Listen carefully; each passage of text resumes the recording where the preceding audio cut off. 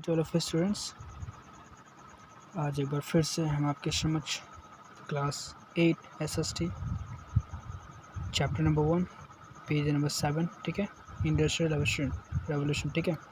तो रिलेशंस, ये पॉइंट्स हम आपको बता चुके थे, ठीक है। रिबर्थ, इसका मतलब है रिबर्थ, पुनर्जन्म, ठीक है। लेकिन इंडस्ट्रियल रेवोल्यूशन, औद्योगिक क्रांति, ठीक है, औद्योगिक क्रांति के बारे में आज हम पढ़ेंगे। तो पॉइंट्स को हम स्टार्ट करते हैं, ठीक है students. The industrial revolution was period during which predominantly agrarian, ठीक है। इंडस्ट्रियल रेवोल्यूशन का मतलब होता है औद्योगिक क्रांति। Was period during which predominantly agrarian, मुख्य रूप से जो है कृषि व्यवसाय में काफ़ी ज़्यादा क्या हो रहा था, कमी हो रही थी, ठीक है। तो उस समय ये औद्योगिक क्रांति का ये उद्गम हुआ, उसका जन्म हुआ, ठीक है। Rural societies in Europe became industrial and urban. आपको बता दें, रूरल सोसाइटीज़ का मतलब होता है ग्रामीण में रहने वाले उनके जो समाज है, ठीक है, ग्रामीण में रहने वाले उनकी सामाजिक व्यवस्था। And Europe became industrial urban, ठीक है। इनकी भी सामाजिक व्यवस्था क्या हो रही थी, पूरी तरीके से बिगड़ रही थी, ठीक है। ग्रामीण सामाजिक व्यवस्था भी बिगड़ रही थी। यूरोप में देखा जाए, in Europe became industrial and urban, ठीक है। आपको बता दूं कि यूरोप पूरी तरीके से औद्योगिक, मतलब कि औद्योगिक बनने लगा, ठीक है। और इंडस्ट्रियल, उसमें ढेर सारे कारखाने भी इस्टेब्लिश होने लगे, ठीक है। यूरोप में बड़े बड़े कारखाने, ठीक है। और अर्बन का मतलब शहरी, धीरे धीरे यूरोप शहरीकरण की ओर और कारखाने की ओर बढ़ता गया। Prior to the industrial revolution manufacturing was often done in people's homes. लेकिन प्रथम बार, सबसे पहले जो औद्योगिक क्रांति में जो मैन्युफैक्चरिंग, जो सामानों को, प्रोडक्ट्स का जो मैन्युफैक्चर लोग करते थे वो घर पे बैठकर ही किया करते थे, ठीक है। घर पे लोग किया करते थे प्रोडक्ट्स को, अगर उनका मैन्युफैक्चर करना है, बनाना है, तो घर पे बैठ के लोग करते थे। यूजिंग हैंड टूल्स और बेसिक मशीन्स, ठीक है, बुनियादी मशीन्स का इस्तेमाल करते हुए और अपने हाथों का इस्तेमाल करते हुए प्रोडक्ट्स को मैन्युफैक्चर करते थे, ठीक है। अब यहाँ पे लिख रहा है industrialization marked a shift to power. आपको बता दूँ कि औद्योगिकरण, ठीक है, marked to shift to power. इसमें क्या होने लगा कि धीरे धीरे औद्योगिकरण में शक्तियों की कमी आने लगी, ठीक है। स्पेशल पर्पस मशीनरी, ठीक है। आपको बता दें, जो खास तरह की जो मशीनें बनाई जाती थी, फैक्ट्रीज एंड मास प्रोडक्शंस, उसमें फैक्ट्रीज में, कारखाने में मशीनों का ज़्यादा, मतलब कि कम समय में ज़्यादा प्रोडक्शन करने के लिए मशीनों को बनाया जाता था, ठीक है, कम समय में ज़्यादा प्रोडक्शन कर सके। The iron and textile industries along with the development of the steam engines. आपको बता दें कि लोहे की इंडस्ट्री, ठीक है, और textile industry along with the development of steam engines, भाप के इंजन के साथ ये सभी चीज़ों का भी क्या हो गया, इन लोगों का भी, ये सभी चीज़ों का भी जन्म हो गया, ठीक है, उदय हो गया। आयरन का, लोहो का, ठीक है, और टेक्सटाइल इंडस्ट्रीज़ का। टेक्सटाइल में क्या होता है कि आपको बता दें कि जैसे कपड़े से रिलेटेड जो भी कपड़े होते हैं वो सब टेक्सटाइल इंडस्ट्रीज के अंदर ही आते हैं, ठीक है, उसको हम टेक्सटाइल इंडस्ट्री ही कहते हैं। जितने भी कपड़े बनते हैं, कपड़े से रिलेटेड हो, ठीक है, आपका शर्ट हो, टी शर्ट हो, ठीक है, ये सभी चीज़ें टेक्सटाइल इंडस्ट्रीज होती हैं, ठीक है। तो टेक्सटाइल इंडस्ट्रीज का ही काम होता है इनको बनाना, ठीक। तो स्टीम, आपको बता दें कि जो है भाप के इंजन के साथ इन सब का भी क्या होगा, डेवलपमेंट हो गया। Played central roles industrial revolution, ये सभी चीज़ें जब उद्गम हो गया, ये लोग का उदय जब हो गया, तो उन्होंने खास तरह का एक रोल निभाया, ठीक है, एक भूमिका अदा की औद्योगिक क्रांति में। Which also so improve system of transportation, जो कि ये देखा गया इंडस्ट्रियल रेवोल्यूशन में, औद्योगिक क्रांति में, कि ट्रांसपोर्ट सिस्टम, यातायात का साधन का भी क्या हो गया, काफ़ी ज़्यादा उसमें सुधार आया। कम्युनिकेशन एंड बैंकिंग में, ठीक है, लोगों में बातचीत, कम्युनिकेशन में, ठीक है, मतलब वार्तालाप में भी, और बैंकिंग व्यवस्था में भी काफ़ी ज़्यादा सुधार आया।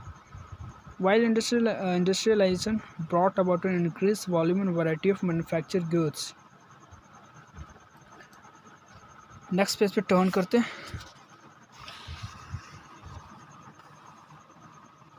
Improve standard of living for some, ठीक है। आपको बता दें कि इसमें ये जो बता रहा है कि while industrialization brought about an increase volume and variety of manufacture goods. आपको बता दें कि जो औद्योगिक क्रांति, इस जो चेंजेस लाया लोगों में, ठीक है, लोगों में जो प्रगति का, औद्योगिक क्रांति का, उनमें जो चेंजेस लाया, ठीक है, लोगों में, और आपको बता दें कि जो सामान भी जो मैन्युफैक्चर लोग करते थे, बनाते थे इंडस्ट्रीज़ में, उनमें भी सामान में भी काफ़ी ज़्यादा चेंजेस आया, ठीक है। Improve standard of living for some, और कुछ लोगों का रहने का ज़रिया या फिर रहन सहन का स्वभाव भी काफ़ी ज़्यादा बदल गया, ठीक है। It also resulted in often grim employment and living in condition for the poor and working classes. आपको बता दें कि जब नए नए मशीनों का जब लोगों ने बनाना शुरू किया तो इंडस्ट्रीज में क्या होने लगा, जो पुअर क्लास के लोग होते थे ना, it also resulted often grim employment, लोगों को जो है कम रोज़गार मिलने लगा, ठीक है। जैसे जैसे मशीनों का युग बढ़ता चला गया, लोगों को कम रोज़गार भी मिलना शुरू हो गया, ठीक है। And living condition for the poor and working classes, आपको बता दें जो गरीब लोगों का रहने की व्यवस्था काफ़ी ज़्यादा दयनीय हो गई, देखने लायक स्थिति हो गई, ठीक है। और उन लोगों की काम करने की स्थिति भी काफ़ी ज़्यादा बदतर हो गई। Before the advent of industrial revolution, आपको बता दें कि औद्योगिक क्रांति के आने से पहले most people resided in small rural communities where their daily existence revolve around farming, ठीक है। औद्योगिक क्रांति के आने से पहले बहुत से लोगों का जीवन जो एक छोटे से गांव में बीतता, ठीक है, एक छोटी सी ग्रामीण समुदाय में बीतता, जहां पे उनका खुद का जीने का ज़रिया क्या था, एक खेती बाड़ी था, ठीक है। Life for the average person was difficult, आपको बता दें जो औसत लोगों का जो जीवन था काफ़ी ज़्यादा मुश्किल जीवन था बिताना। एज इनकम्स वर मीगर, आपको बता दें उनकी जो इनकम थी, तनख्वाह थी, काफ़ी ज़्यादा, मीगर का मतलब होता है अल्प, यानी कि बहुत कम तनख्वाह थी। And malnourishment and diseases were common, आपको बता दें कि जो कुपोषण, ठीक है, कुपोषण और जो बीमारियाँ थी वो भी क्या थी, उनमें कॉमन थी, समान थी। People produce the bulk of their on food, आपको बता दें जो लोग थे फार्मिंग जो किया करते थे वो खुद का क्या अपने खेत में से मतलब कि बहुत अधिक मात्रा में क्या करते थे, अनाज को उपजाते थे। क्लोथिंग, फर्नीचर एंड टूल्स, साथ साथ में कपड़ों का भी मतलब कि ये कपड़ों बनाने के लिए धागा तो चाहिए, तो उन्होंने क्या किया, कपड़े भी वो लोग इंडस्ट्रीज में क्या करते थे, धागे की मदद से उन्होंने क्या किया, कपड़ों को भी बनाना शुरू कर दिया, ठीक है। और फर्नीचर्स एंड टूल्स, ठीक है, टूल्स को भी, सामानों को भी, ठीक है, औजारों को भी, और लकड़ी से रिलेटेड फर्नीचर्स, ये सभी चीज़ों का क्या करना, बनाना शुरू कर दिया। Most manufacturing was done in homes और small rural shops using hand tools और सिंपल मशीन। ये सभी चीज़ें जो मैन्युफैक्चर होते थे ना, बनते थे, तो ये सभी चीज़ें मैन्युफैक्चर घर पे ही ज़्यादा था, या फिर छोटे छोटे गाँव में भी किया जाता था। इसको घर पे भी बैठ कर इसको किया जा सकता था, किया जाता भी था। रूरल शॉप्स, जैसे कि आपको बता दें ग्रामीण जो क्षेत्र की जो दुकान होती थी, यूजिंग हैंड टूल्स और सिंपल मशीन्स, मतलब साधारण मशीनों का इस्तेमाल करके, अपने हाथों का इस्तेमाल करके ये सभी चीज़ों का, फर्नीचर, टूल्स, क्लोथिंग, ये सभी चीज़ों का क्या करते थे लोग, मैन्युफैक्चर करते थे। अब यहाँ देखते हैं textile industry in particular was transform by industrialization. अब देखिए टेक्सटाइल इंडस्ट्री थी, जो कपड़े बनाने में जो इंडस्ट्री होती थी, कारखाने होते थी, in particular was transform by industrialization, वो क्या कर दिया गया, ये औद्योगिकीकरण के चलते इसको बदल दिया गया, ठीक है। अब जहाँ पे टेक्सटाइल इंडस्ट्री में इंसान काम करते थे, अब उनकी जगह मशीनों ने अपना स्थान ले लिया। Before the industrial revolution textile were made mainly in people's homes, ठीक है, जो मैंने आपको बताया वही चीज़ नीचे भी बता रहा है कि बिफोर इंडस्ट्रियल रेवोल्यूशन मतलब क्या, औद्योगिक क्रांति के पहले textiles were made mainly in people's homes, जो टेक्सटाइल्स होते थे, कपड़े होते थे, वो सभी घर पे भी लोग अपने घर पे ही बैठ के बना लिया करते थे। In the 17th century series of innovations led to ever increasing productivity, आपको बताते कि 1700 शताब्दी में series of innovation led to ever increasing productivity, इसमें क्या होने लगा, मशीनों के द्वारा कार्यभार होना शुरू हो गया। ये सब मशीनें अपना काम खुद से करती हैं और प्रोडक्टिविटी भी ज़्यादा इंक्रीज़ कर देती, बढ़ा देती, while requiring less human energy, इनमें आदमी की भी ज़रूरत भी कम लगती थी, आदमी की भी ताकत की या फिर उनकी ऊर्जा की खपत भी बहुत कम लगती थी, और कम समय में ज़्यादा प्रोडक्शन भी हो जाता था। For example James Hargreaves invented the spinning jenny, जैसे कि एक एग्जांपल लेते हैं, मुख्य उदाहरण लेते हैं कि जेम्स हरग्रीव ने किस चीज़ का खोज किया, स्पाइनिंग जेनी को इन्होंने बनाया। A machine that enabled an individual to produce multiple spools of thread simultaneously, ठीक है, एक मशीन होती थी, ये जो नीचे आपको मशीन दिखाई जा रही है ना, स्पाइनिंग जेनी, ये किनके द्वारा बनाया गया, जेम्स हरग्रीव्स के द्वारा ये बनाया गया। ये ऐसी मशीन्स होती थी जो कि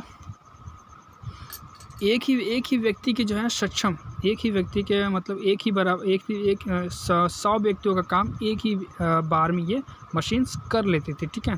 to produce multiple spools of threads, मतलब कि एक ही बार में कई सारे धागों को क्या कर लेती थी, बना लेती थी एक ही समय में और आसानी तरीके से। Another key innovations in textile the power loom which mechanize the process of weaving cloth were developed by Edmund Cartwright. आपको बता दें कि दूसरा एक तरीका भी अपनाया गया इसमें, इनोवेशन से textile the power loom which mechanize the process of weaving cloth, जिसमें कि क्या होने लगा, मशीनें भी खुद से अपना कपड़े को बुनना, ठीक है, धागों से कपड़े को बुन के अपने कपड़ा बनाना, ये सब चीज़ें मशीन खुद से करने लगी, ठीक है, खुद से करना स्टार्ट भी हो गई। Was developed by Edmund Cartwright, ये मशीन किनके द्वारा बनाया गया, एडमंड कार्टराइट के द्वारा ये मशीन को बनाया गया, ठीक है। अब हम आते हैं स्पाइनिंग, ठीक है, पेज नंबर क्या 8 है आपका, स्पाइनिंग जर्नी के नीचे, ठीक है। Steam engine was also integral to industrialization, आपको बता दें भाप की जो इंजन बने होते थे वो भी काफ़ी ज़्यादा महत्वपूर्ण माने जाते थे औद्योगिकीकरण के। इन 1712 में Thomas Newcomen develop the first practical steam engine, आपको बता दें कि थॉमस न्यूकॉमन ने एक पहला अपना भाप से बना इंजन बनाया था जो कि प्रैक्टिकल के लिए इस्तेमाल किया था, ठीक है, एक जस्ट फॉर प्रैक्टिकल के लिए। Which was use primarily to pump out water from of mines, जिन्होंने सबसे पहले प्रैक्टिकली में क्या इस्तेमाल किया था, तो पानी को खींचने के लिए, ठीक है, खदान में से पानी को खींचने के लिए सबसे पहले इस मशीन का इस्तेमाल किया था। By the 1770 James Watt had improve, लेकिन 17 शताब्दी में जेम्स वाट ने इसको काफ़ी सुधार इसमें ला दिया, ठीक है। अब क्या सुधार लाया, Newcomen's work and steam engines went on to power machinery, ठीक है, धीरे धीरे न्यू कॉमन्स का काम और, ठीक है, भाप से बने इंजन का काम भी काफ़ी ज़्यादा मशीनरी में इनका लगाव हो गया, शुरू हो गया इनका भी काम। Locomotives and ships during the industrial revolution, ठीक है, अब लोकोमोटिव जहाँ पे बड़ी बड़ी शिप्स बनती थी, मशीनें बनती थी ड्यूरिंग द, मतलब कि औद्योगिक क्रांति के दौरान।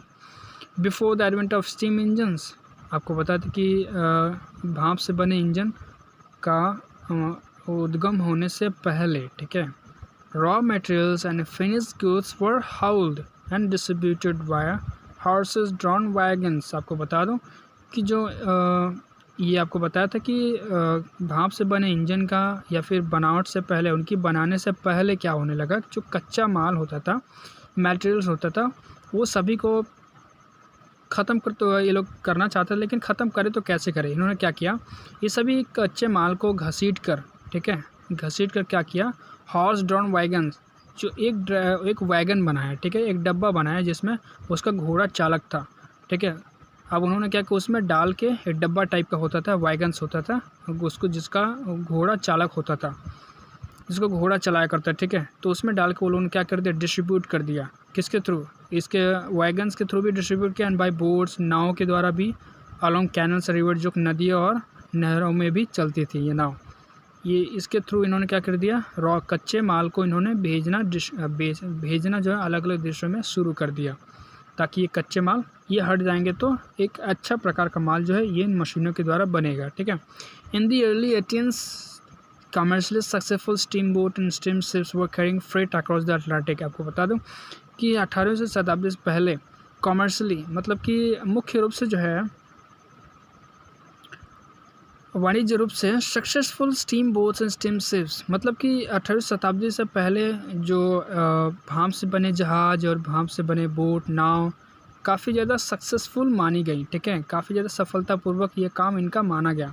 वर carrying freight across the Atlantic, इन्होंने क्या किया, भाड़े पर किसी गुड्स को, सामान को, ठीक है, भाड़े पर इन्होंने क्या किया, ट्रांसपोर्ट करना शुरू कर दिया अटलांटिक के चारों तरफ, ठीक है। इन 1830 में England Liverpool and Manchester railway, ठीक है, इंग्लैंड लिवरपूल जो है इंग्लैंड में एक सिटी है, ठीक है, ये बहुत अच्छी सिटी मानी जाती है, और मैनचेस्टर भी एक तरह का सिटी है, ठीक है। In 1830 England Liverpool and Manchester railway become first to offer regular time table passenger services.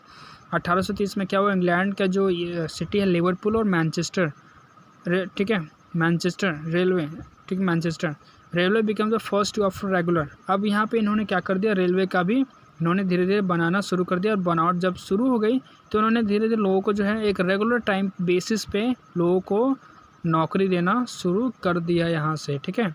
एक नया उन्होंने समय सारणी बना लिया कि उनको नौकरी देना है, ठीक है। एक नया समय सारणी यहाँ से बनाना स्टार्ट कर दिया और जिसके बेसिस पे लोगों को नौकरी रेलवे में मिल जाती है। जैसे आज के बेसिस में क्या है, रेलवे में लोगों को नौकरी है, तो कैसे नौकरी है, वो लोग को चुना गया, ठीक है। आज के ज़माने में क्या होता है कि एग्ज़ाम्स होते हैं रेलवे में, अगर आपको जाना है एग्ज़ाम्स होते हैं, ठीक है। एग्ज़ाम से में आपको चॉइस आपको लोग चुनेंगे। आपको पहले फिजिकल टेस्ट, ठीक है, फिजिकल टेस्ट को भी आपको पार करना पड़ेगा, तब जाके आपको ट्रेनिंग आपका होगा, ठीक है। उस ट्रेनिंग के दौरान आपको जब ट्रेनिंग कंप्लीट हो जाएगा तब आपको नौकरी उसमें सर्विस आपको मिल सकता है। ठीक उसी प्रकार उस समय भी ऐसा हुआ करता था, ठीक है। तो आज के लिए इतना स्टूडेंट्स, ठीक है। अब हम मिलेंगे आपसे अगले वीडियोस में, तब तक बने रहिए हमारे साथ, ठीक है। जितने वीडियोस हम आपके लिए बना रहे हैं काफ़ी ज़्यादा मेहनत करके हम बना रहे हैं, ठीक है। सभी चीज़ों को आप पढ़िए, समझिए, जानिए, ठीक है।